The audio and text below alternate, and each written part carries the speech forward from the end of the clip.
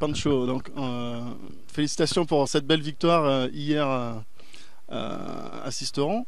Donc, raconte-nous un peu ce match. Bon, ben, on a commencé les 20 premières minutes assez compliquées. Il a fallu les contenir devant. Ils ont pris le score 3-0. On revient, ils remarquent. Pas beaucoup d'occasions d'essai en première mi-temps, même aucune de chaque côté.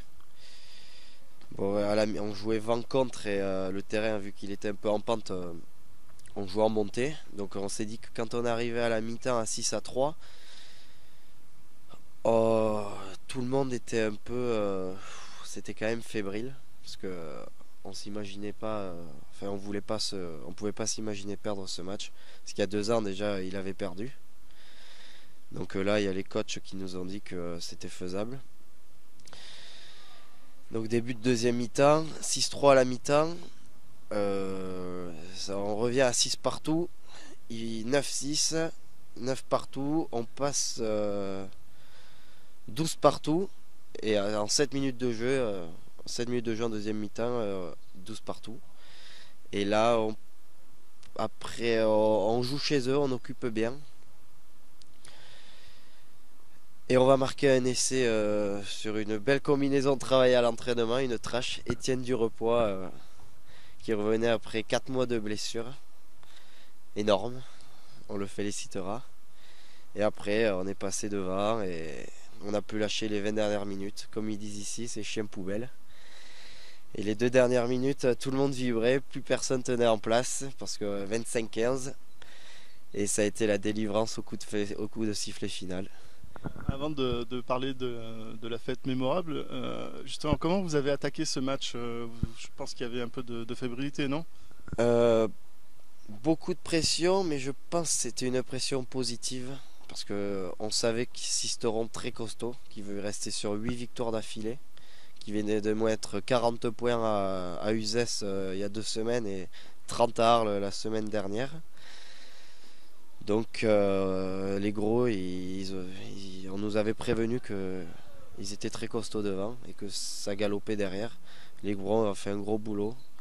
Ils les ont bien bloqués et nous derrière, enfin, le buteur a mis les points au pied et on marque un essai de 3 quarts après un mail pénétrant des gros.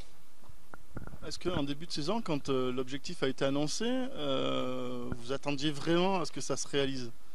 Et ça n'a jamais vraiment été annoncé parce qu'il y a les coachs qui ont changé. Donc personne ne savait où on partait. Ah non, non,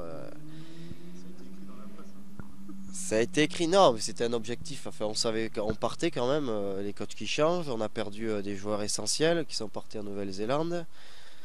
On pensait que ça serait une année de transition plus que d'accession en Fédéral 3. Au final, c'est Au final, on joue les 6 premiers matchs et Dieu Champ, on les gagne. On a vu qu'on avait des recrues, troisième ligne de Martigues, Johan Fort, impressionnant toute l'année. Étienne Durepoix qui venait des espoirs. Guillaume Marc, l'arrivée de Guillaume Marc en milieu de saison, ça te change le groupe. Il a connu la montée en fédéral, en Pro D2 avec le Parc. Il a joué en fédéraleur. C'est quelqu'un qui t'a beaucoup apporté. À partir de là, on y a cru. On y a cru quand, à partir du moment de milieu de saison, on y a cru. Mais avant, vraiment, on pensait pas monter en début d'année. Alors, j'imagine que vous avez fêté ça dignement, non? Ouais, on a été dans leur clubhouse où on est resté une bonne heure à boire 2 3 canons. Après le retour en bus mémorable, mémorable. Le cercle ovale a payé l'apéritif. Donc on a découlé un peu de Ricard et de vodka et tout ce qu'il fallait. Après le président et les membres du club, ils nous avaient préparé l'apéritif ici. Et après le vice-président Sébastien Monet nous a offert l'open bar chez Mus. Et donc pour certains, on a fini à 9 h du matin. Euh, Très heureux. J'imagine. Donc là, le championnat est pas fini. Est-ce que l'ambition, c'est d'aller chercher le bouclier? Ah, mais non, on saura demain, je crois, si on va jouer la finale Provence samedi, parce que la décision de Saint-Sat, parce qu'ils ont été rétrogradés, mais finalement, On ne sait pas, il passe devant la Fédé demain, donc on saura samedi contre qui on joue, si on joue, parce qu'autrement elle va être repoussée. Mais c'est clair, hein, il faut le gagner ce Brennus, fait ce bouclier, ce bout de bois. En tout cas, félicitations Pancho, et à toi et à tous tes camarades. Et j'espère que, bon, ben, que l'aventure va continuer. Et oui, parce qu'il y a quand même les championnats de France à partir du 12 mai. Donc c'est là, il y a 2 ans, là où ils étaient arrivés en demi-finale, qu'ils avaient fait la plus grosse saison de l'AUC. Donc il va falloir renouveler ça. Merci beaucoup. C'est gentil.